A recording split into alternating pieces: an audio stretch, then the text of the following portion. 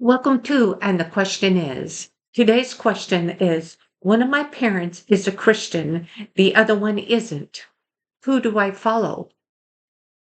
Well, you want to make sure that you love and you respect both your parents equally. She says the sixth commandment tells us to honor our mother and our father.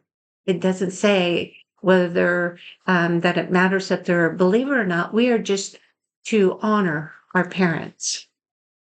And so I want to encourage you to pray about this. Eh, When I was a child, I did not grow up in a Christian home. My father only went to church on Easter and Christmas. But my mother, she took my sister and I to church on Sundays, but far from a Christian home. And every once in a great while, I would see my mother reading the Bible, never shared anything with us. We didn't talk about it, nothing in the home. And then we would pray before we ate. But I did not grow up in a Christian home. However, the pastor and his wife of that church, I was related to them. And I grew up with their kids. And so, yeah, I would go over to visit and to play.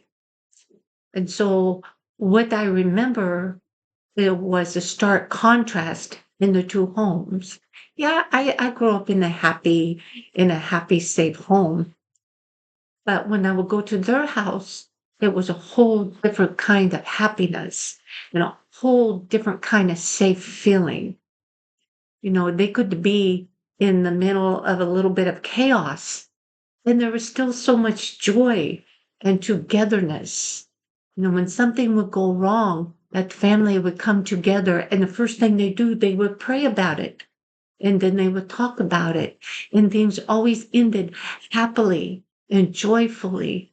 And there was so much warmth and love in that home.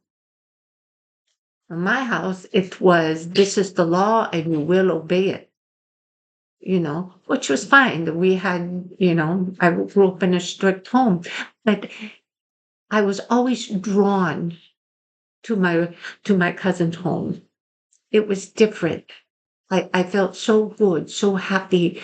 I just loved going over there because of this complete feeling of everything's okay here. And even if something goes wrong, it's going to be okay. I was pulled to that. So I loved going over there. And I did not understand why until I became an adult. And as an adult, I understood. It was because in my cousin's home, it was filled with the presence of God. And I loved that. I did not grow up in a Christian home. It wasn't a bad home, but it wasn't a Christian home. And so there was this like night and day difference between the two homes. And I craved and I wanted for what was in my cousin's home to be in my home, but I never had that.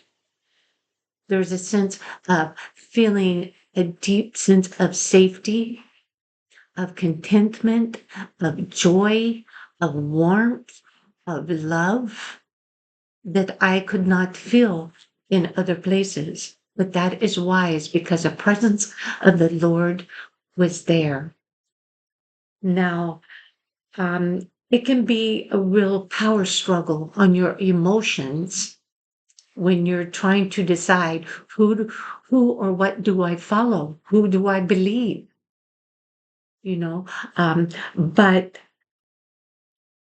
I want to encourage you to begin going to church, get involved in the church and their activities, get involved in the prayer groups and and learning to be a part of that type of a family.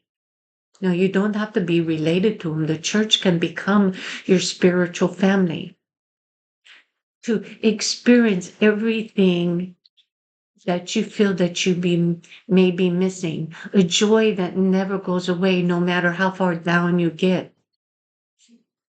Chaos, and you just know everything is going to work out. That happiness that can never go away. The feeling that when things go wrong, if you could just run to that place, everything's going to be fine. You're not confused. You're not wondering and hurting and everything, because everything gets better there in the presence of God. So I would like to share a few verses with you that I would like for you to look them up and to read. So that way you can experience the comfort that you get from them, that you can get from reading them. And of course, I want to start with John 3:16. For God so loved the world that he gave his only begotten Son, that whoever believeth in him shall not perish but have everlasting life. There is no deeper and greater love than what Christ has given to us. Nobody, your parents, your friends, nobody within your family can give you that deep kind of love. That isn't a agape love that doesn't matter what you do, he still loves you. And you can always depend on that for him to be there for you. The next verse is Isaiah 41:10. It promises strength and help because God is always with you. See, when we get in a bind and we don't know what to do, and we feel like we can't go on, we can always enter into God's presence.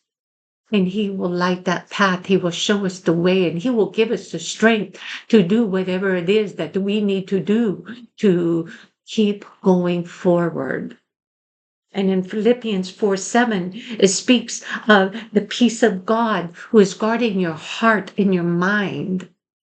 Sometimes we can get so confused. We have no idea what we are to do. And we can't figure it out on our own. But see, God gives us that warm feeling. And in the midst of the chaos of all these different thoughts and the confusion that's going on in our mind, God will calm all that down to give us a clear mind, to let us feel that comfort in our hearts so we can understand and hear God in knowing what we are to do. And in Psalms 91, 1 and 2, describe God as a refuge and a fortress. See, sometimes we have a fear because we don't know what to do, or something's coming up and we have a little bit of fear, anxiety. We don't know. Well, once again, we go into the presence of God and he shows us the way. He comforts us. He keeps us close and he shows us that way. We can hide in him and have that. And then Proverbs 18:10 tells us that we can run to him to be kept safe. And it's not necessarily a safety that something or somebody's trying to harm us, but it keeps our heart and our mind safe from all the commotion and the confusion and the fear, the anxiety, and all this stuff that the world tries to put off onto us. But God keeps us safe from all that. Why? Because we enter into his presence and we know that there is that safety there. So like I said, it can be a struggle in trying, do I follow mom? Do I follow dad? Who's right? Who's wrong? What do I do? Even those two conflicting sides can leave you feeling very confused. Get into the presence of God. Get into that church and find those answers. Take time to experience God, and you will never go wrong. Amen. Thank you so much. And until next time.